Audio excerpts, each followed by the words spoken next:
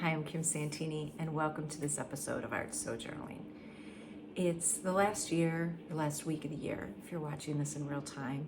And this is a time or a period when it seems like the bulk of the world sort of pauses and takes a moment to reflect and rejuice as they set goals and intentions for the coming year.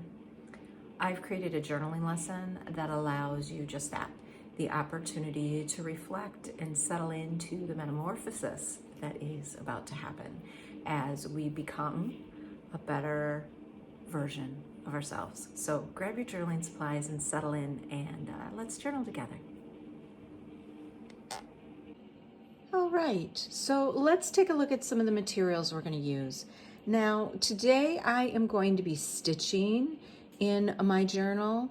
However, you can adapt this process to work with collage paper or even use fabric glue and eliminate the stitching element altogether. And I'll address that as we move into the lesson. But I'm working in my Dina Wakley. This is a Ranger mixed media book, and I am going to be working on one of the burlap pages here. And I have some fabric scraps that I have chosen specifically for this option. I have an assortment of safety pins. You may want to try some safety pins as well as some dress pins. And I have an embroidery needle. I also have some embroidery floss here. If you don't have that, you're welcome to use colored thread. And if you don't have any of these fabric options, you are welcome to use paper. If you are going to be stitching versus gluing, you're going to want to make sure that your paper is sturdy, not like wrapping paper or tissue, which will tear when you pull the thread through it.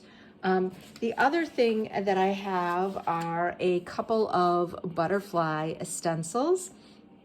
I made these myself. I drew half of the butterfly and then folded on an axis and cut it out of the paper. However, if you're not comfortable drawing your own butterflies, I have prepared a stencil for you, and I will have this form available as a download on the original posting of the video on my YouTube channel. So you can check that out under the Art So Journaling Metamorphosis lesson, and you'll be able to find the link to download that stencil in the description that goes along with the lesson. I also have a pair of scissors here. If you are working with fabric, it's okay to use fabric scissors. Otherwise, you want to use a pair that is made for cutting paper. Now, the first thing you want to do is take a look at your stencils or think about the page, the scale of your page, and where you want the butterflies to go. Now, I am thinking very much like the vintage butterfly specimens and how they are stacked with a larger one on the bottom and a smaller one on the top. And they're sort of aligned down the middle. That is the design that I'm going to use today. However, you can adapt this design to be whatever you think or feels right. You can angle and layer butterflies over top of each other. You can certainly have way more than two if you wish. Take creative license and really play with it. Bend the rules and push it to be exactly how you feel. And keep in mind the scale of the butterfly needed in order to fill your page. So my largest butterfly fills almost 3/4 of the width of my page. So I just have a little bit of margin on either end. And my smaller butterfly gives me a little bit more space on either end. So you can scale this template up or down as needed. I've also included 3 different butterfly shapes here for you. But you can scale this or you can draw your own to meet your needs with regards to the size and shape of the butterflies that you want on your page. Now, the next step is to choose fabric that will that you'll use to create your butterflies. Now, fabric, I'm using fabric here, but you could use collage paper or magazine pages or cut up paintings or whatever really feels authentic to you. And you want a piece of paper or fabric that is just a little bit larger than your butterfly templates themselves, okay? And in the instance of this smaller butterfly, I want to sort of collage on top of her and have a wing that is a different pattern than the rest of the butterfly. So I have the smaller little square of fabric here, and I am going to position it so that when I cut the butterfly out, I get a little bit of this pink floral across one of the wings. So I want this to be here like that. I could choose to baste my fabric onto my base fabric. I could choose to baste this piece on top of this other blue fabric, but I'm not going to do that at this point. I'm just going to put a couple of push pins in here. Push pins, a couple of sewing pins in here to affix that fabric exactly where I want it. Also, pay attention to the front and the back sides of your fabric, and make certain that when you are looking at positioning things that you're working with the correct side that you want to use. Then the next step is to prepare these pieces of fabric for cutting the actual butterfly out. And what you want to do is you want to fold the upside, the top side in.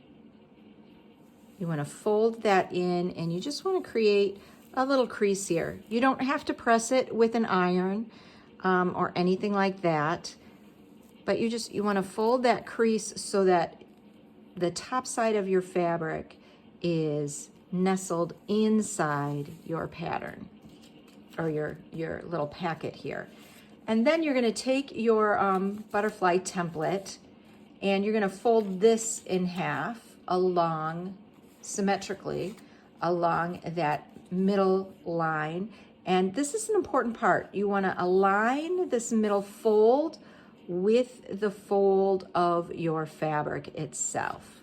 Okay, so you want to align that and you want to position it. Okay, and I'm going to move this down just a little bit so that every aspect of this stencil has fabric underneath it. And then what I'm going to do is pin it into place. Now with this one, remember I have that little scrap piece of fabric in here, and I already have some pins in place. So as I position this in the fold of my template against the fold of the fabric, I also want to be aware of or conscious of its placement in relationship to that little bit of fabric that I want to retain or use as an overlap inside the wing pattern. So it's a little bit trickier pinning this one because I have those pins in place, but actually what I can do is I can open this to the interior, pull out the pin that I had there, and now I can repin with that piece locked in place. And I'm going to pull this other little pin, basting pin or placement pin out, and I'm going to do the same thing. If you are a seamstress or you sew and you have used this sort of stencil or pattern option in the past with tissue paper, it's much easier to pin that lighter weight paper to fabric than it is to pin this heavier weight. This is just regular printer paper that I'm using here. So keep that in mind when you're building your template for your butterflies. If you want that flexibility of a lighter paper, you can certainly use something lighter than what I have used here. You also want to make sure that we're going to cut all these edges except for the fold edge. So you want to make sure that your pin heads are pushed in far enough away from the edge where you're going to cut so that your scissors have a clear pathway through. And then the next step is to cut these out.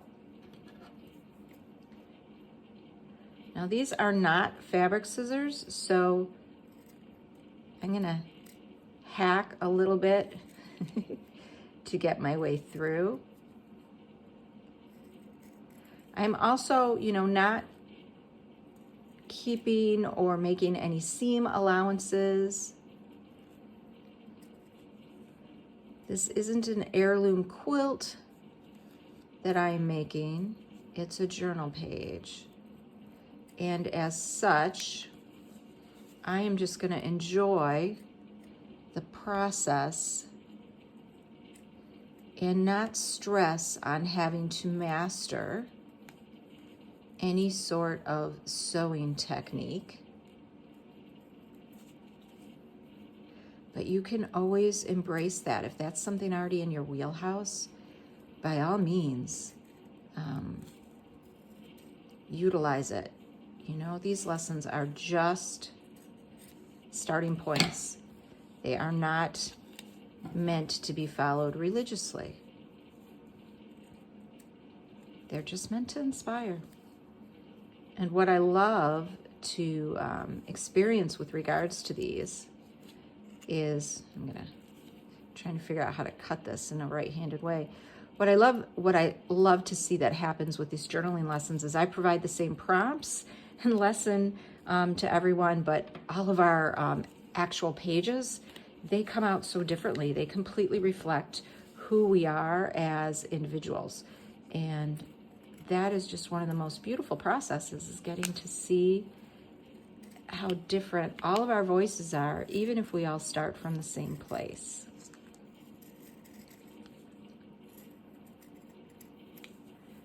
So I'm cutting these out.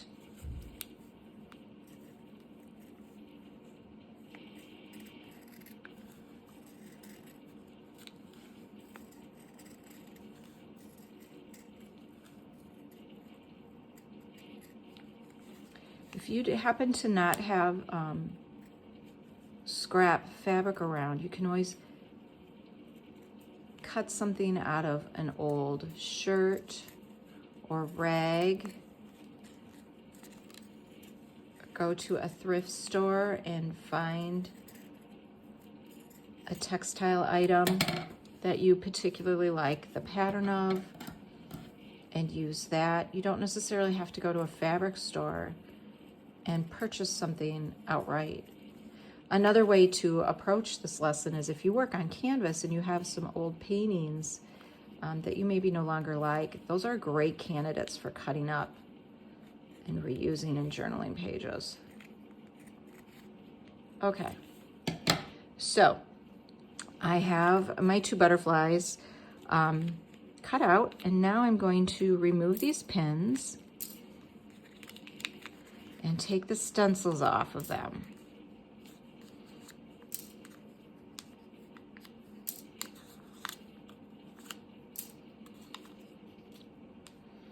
And when I open this up, I have this wonderful butterfly shape. Isn't she fabulous? She's so happy and bright. Actually, this whole lesson was inspired by this facing page, which was last month's Art Sew Journaling gift wrapped lesson. I loved this paper so much. I thought, why not do another butterfly themed page? Now I've taken all my pins out on this one, and I'm going to be really careful when I open it because of this extra little piece of fabric. I don't necessarily want to lose its alignment. But I'm also going to pop a couple pins into it before I go to position it. I'm going to put the pins right in the middle. Because I love how perfectly or neatly the edges are lined up right now between those two shapes. However, if you're doing this option and you open it up and you don't like the alignment of your patchwork, your patch piece on your butterfly, you can always lift it and cut it or trim it or make it be any shape you wish. Or conversely, you could cut other shapes out freestyle or freehand and layer them on in whatever way you wish. So just want to mention that. Now, if you are not stitching and you're going to glue these down, your next step would be to grab a fabric glue after you figure out the placement of your butterflies and actually glue them into place. Because I'm stitching here, I'm not going to glue these into place, but I'm actually going to pin them into place, and I'm going to work one butterfly at a time. Keep in mind, if you are stitching, your stitches are going to go through your page and they're going to be visible on the opposite side. So if you have, for whatever reason, if you have journaling or imagery on the opposing side of your page, I want you to be aware that that's going to be altered. And I'll show you, or I'll share a bonus video along with this one to give you an idea of what that might look like. But meanwhile, I'm going to throw a couple of pins in place here. And as I put them in, I'm being careful not to pierce the page that's underneath.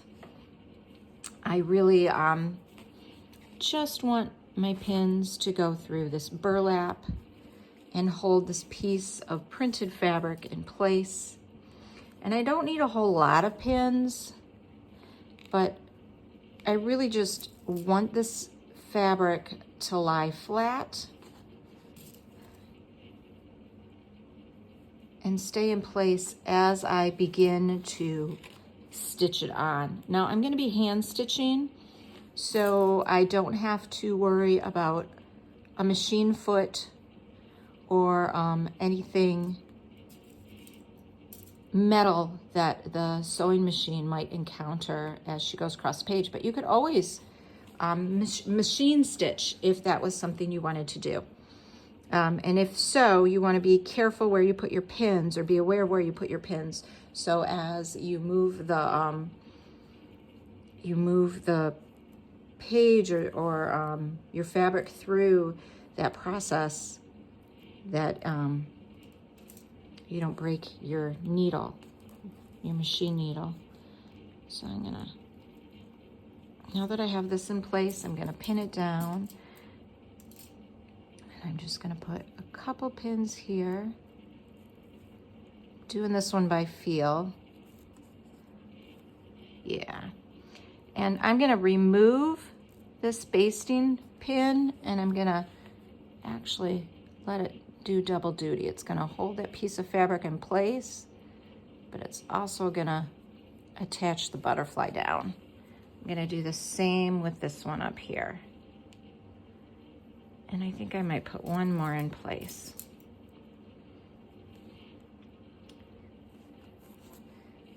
Maybe another one down here.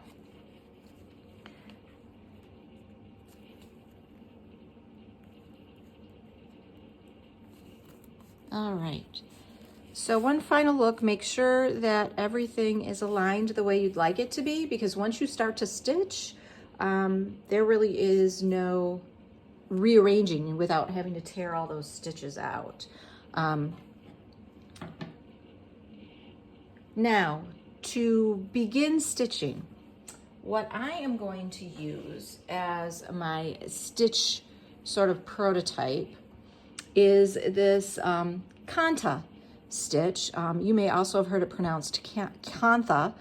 This is an Eastern Indian type of a running stitch, and it can be very decorative.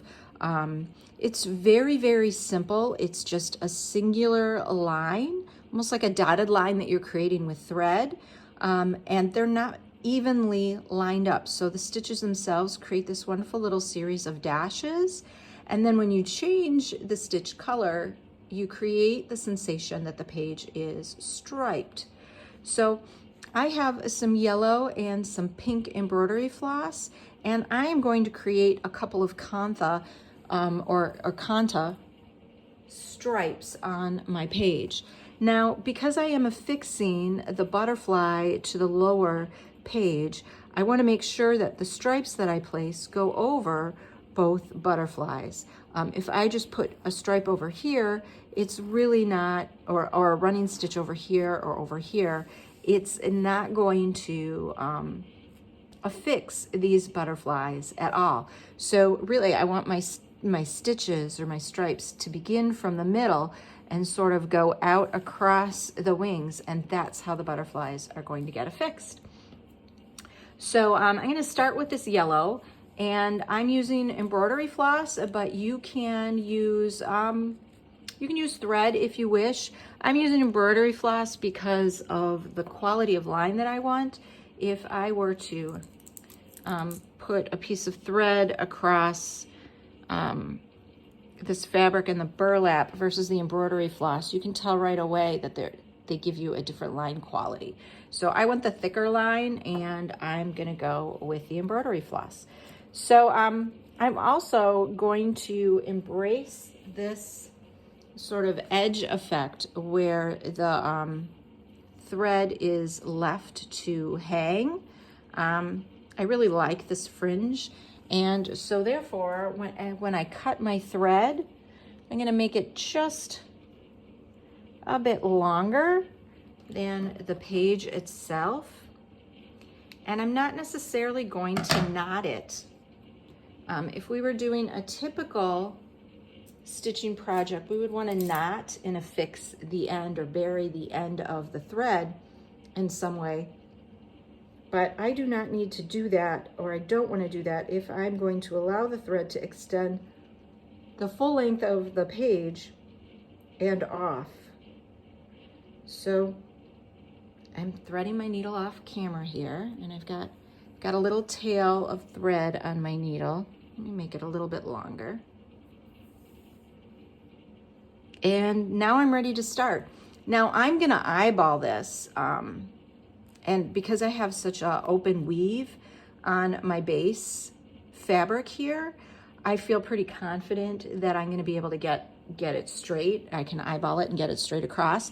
You may wanna drop a chalk line on your page if you don't trust yourself to visually create a straight line. Feel free to do that. And if you are working with paper and you're sewing your paper, what you may want to do is grab a straight edge and use that straight edge and a push pin, and you're going to pre-punch holes in your paper that represent where your stitches are going to go through. Pre-punching the paper, pre-punching those holes eliminates the stress on the paper of punching and pulling a needle through at the same time, and it eliminates tears. And actually, if you are working with paper versus fabric, you may choose to tack it down with something other than these push pins. So sometimes I'll use glue stick or a spray temporary adhesive to put my paper in place, and then I pre-punch the holes and stitch it all in place without any problem. So I'm going to start from under the page, and I'm just going to come up and pull through. I want to keep that tail. I'm going to make, you can decide how large you want your stitches to be. You want them to be visible, but they also don't have to be perfect. They can be staggered a little bit. There can be small ones with bigger ones.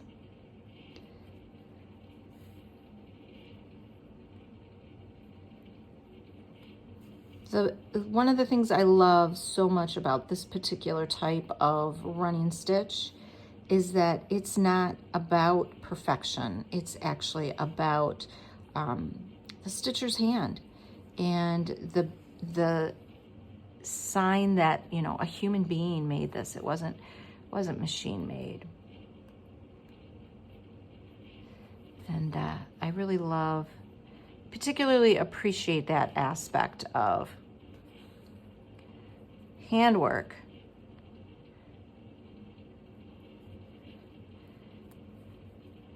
Now that I'm into the butterfly, it's gonna take me a little bit more eyeballing to make sure that I'm on a straight path. I can't rely on the weave of the fabric, although actually I could, because I could flip my page over and I could use the weave of my fabric to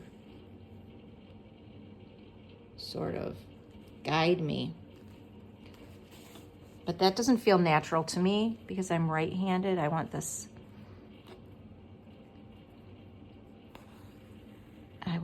to, I don't know, I want this alignment in a particular way. So I'm just gonna flip back and forth. And you may find if you're working on a bound page inside a book, you may find that you need to rotate your book in order to make this stitching a bit more comfortable. And that's totally okay.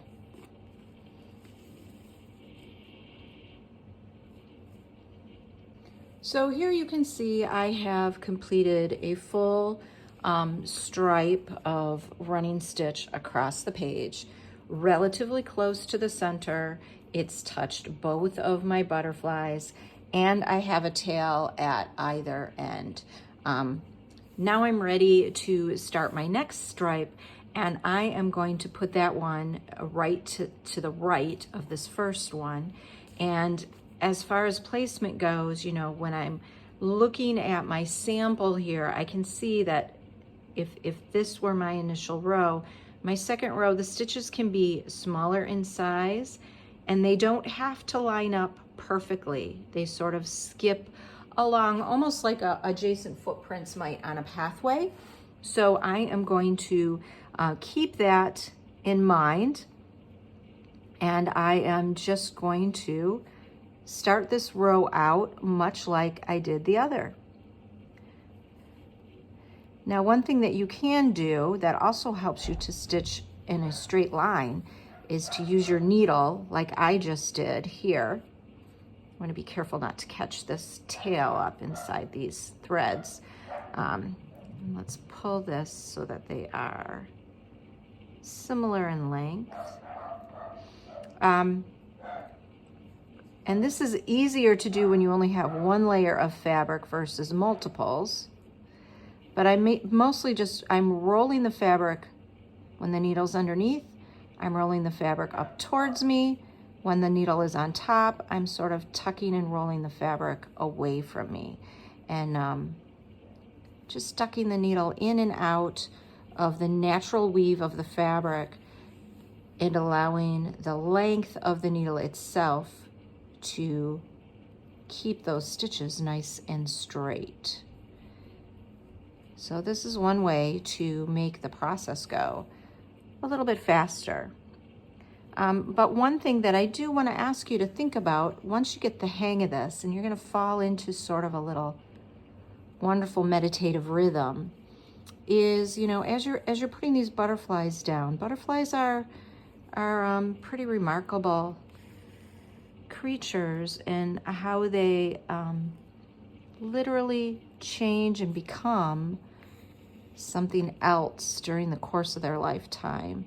And I feel like it's a great symbol for us to ponder at the beginning of the year when we are setting our own intentions and striving to become better versions of ourselves.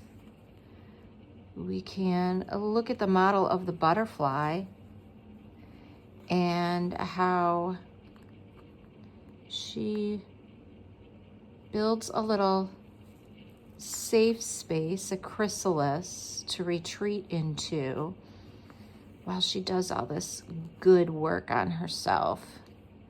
And then she comes out or emerges a new,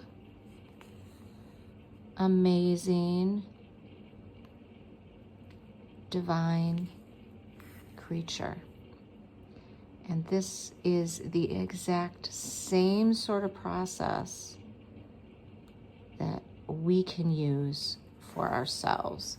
Now I'm good, because I have this middle section is pretty well stuck down. I'm gonna pull those pins out. They were poking my hand a little bit. I'm gonna leave these in because I don't want the wings flopping quite yet.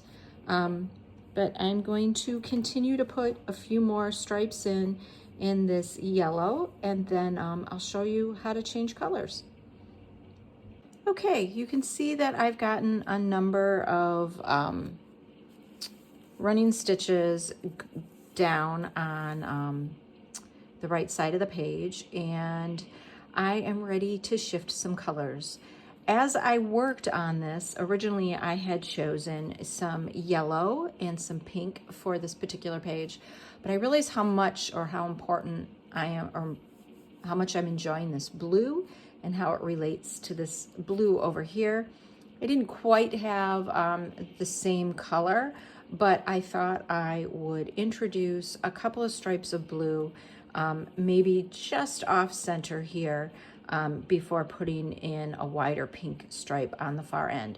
So with regards to changing color, it's really all you have to do is choose what your secondary color or third color will be, and cut a thread a length similar to how you were working with your first color, and just get started.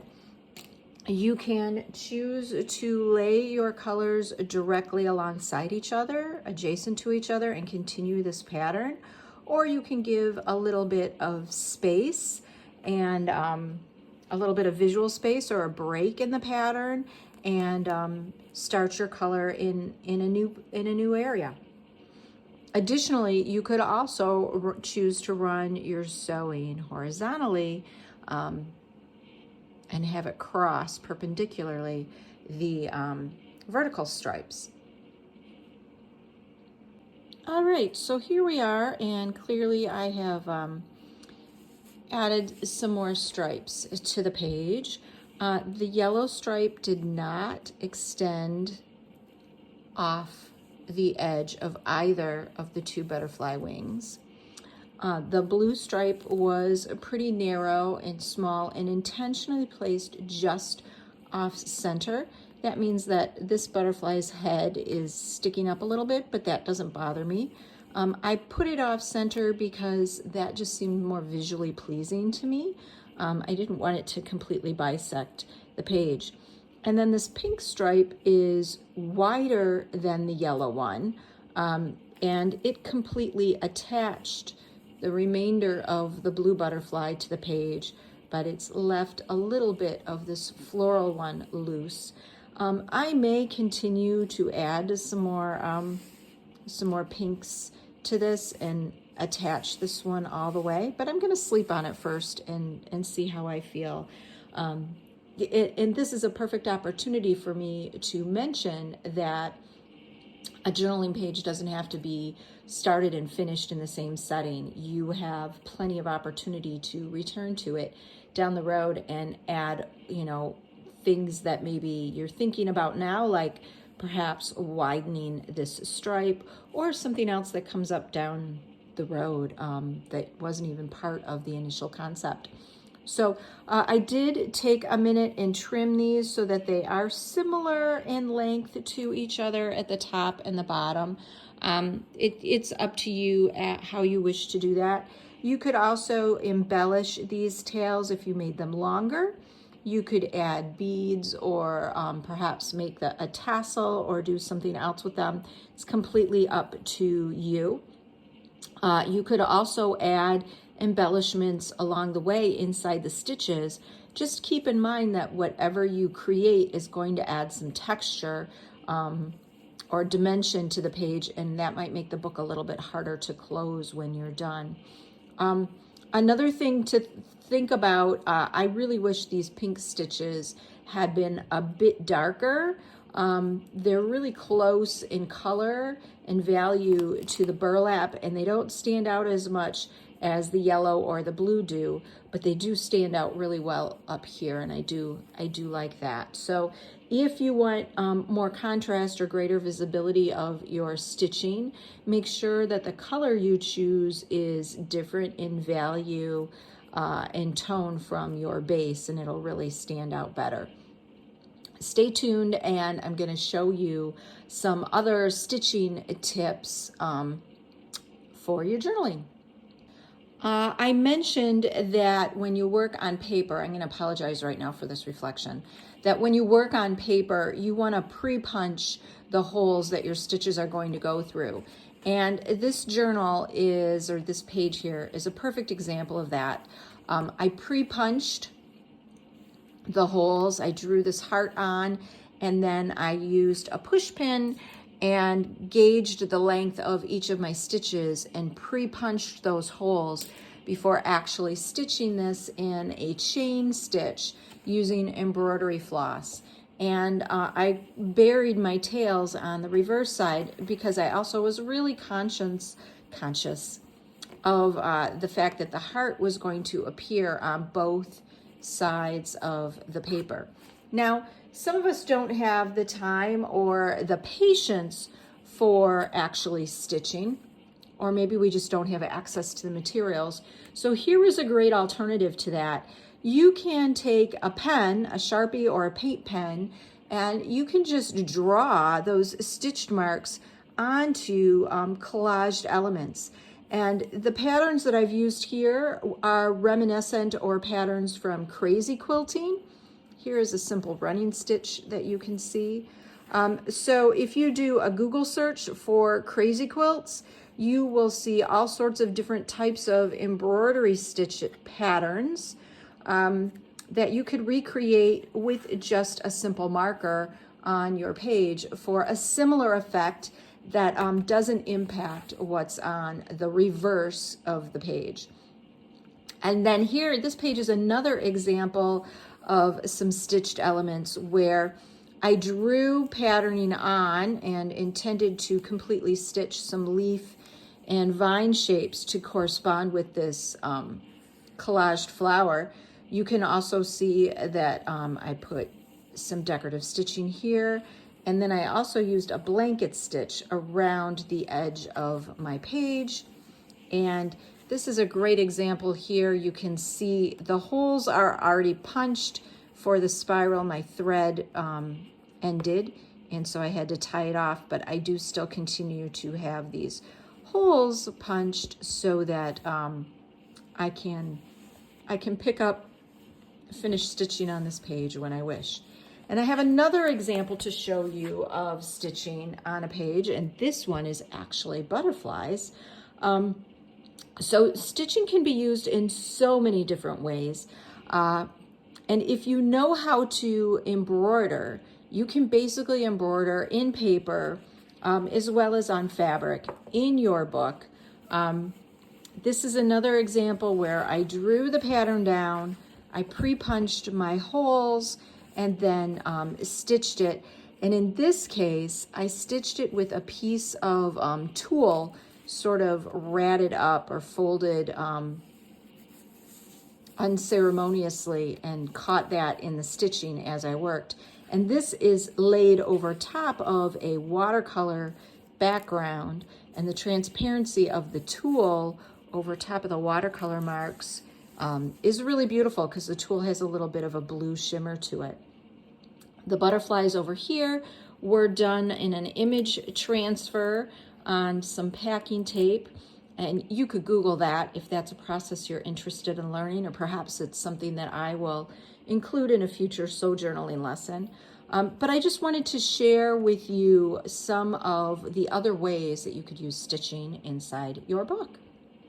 And here we are now back at this spread that was inspired by a sew journaling lesson called Gift Wrapped, and then this month's journaling session about Metamorphosis. And it included a nod to some East Indian stitching inside a mixed media journal. utilizing one of the burlap pages, and I just want to show you how pleasant this is, the reverse side of that page. This feels like a completed spread in and of itself, and it actually turned out to be a beautiful companion to this page, which also was a journaling lesson, whose name I cannot remember. It might have been Sun and Moon, one of the first So Journaling sessions. So there you have it. Thank you so much for journaling with me, and I can't wait to see what you create in your books with this sort of prompt and process. When you make your pages and choose to share them, please do tag with Art So Journaling, and I'll be able to take a peek at them when you do that. Thanks so much for journaling with me, and I wish you all the best as we step into a fresh new year.